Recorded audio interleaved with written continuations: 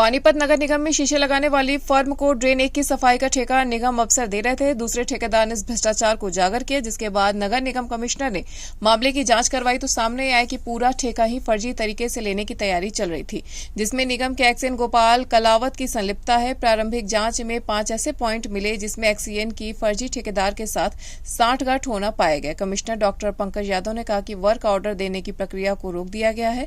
मामले की जांच एससी पुनीत कुमार को सौंपी गई है। फर्म को ब्लैक लिस्टेड किया जाएगा। वहीं पानीपत नगर निगम के कमिश्नर पंकज यादव ने कहा कि एक फर्म ने फर्जी दस्तावेज जमा करके टेंडर हासिल किया है, जो नियमों का गंभीर उल्लंघन है।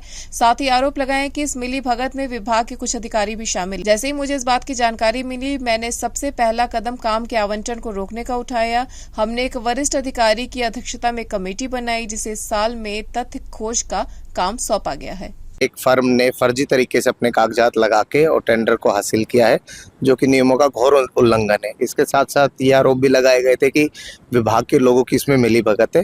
ये बात मेरे संज्ञान में आते ही सबसे पहले तो मैंने जो वर्क अलॉटमेंट था उसको रुकवा दिया। कल हमने एससी साहब की अध्यक्षता में एक कमेटी का गठन किया था, जिसको इसमें फैक्ट फाइंडिंग रिपोर्ट देने की कहा गया।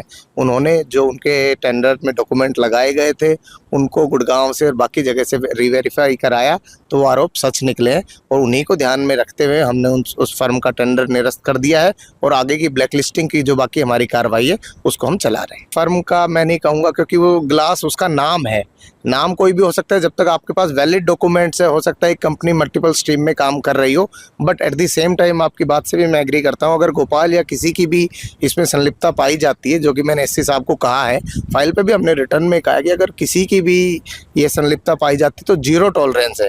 डिपार्टमेंटल एक्शन के बाहर जाते हुए मैं एफआईआर की अनुशंसा इस मामले में करूंगा। कार्रवाई हमने पहले जो हमारे पास डॉक्यूमेंट्स थे वो हमने एक बार चेक कर लिए। फर्म की गलती पाई, उसको हमने टेंडर निरस्त करके उसकी सिक्योरिटी को डिपॉजिट करके ब्लैकलिस्ट की तरफ कार्रवाई चालू कर दी है।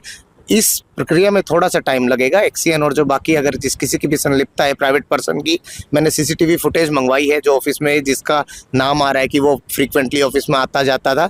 इन सारे तथ्यों के आधार पर हम बिल्कुल एक फेयर और निष्पक्ष जांच करेंगे।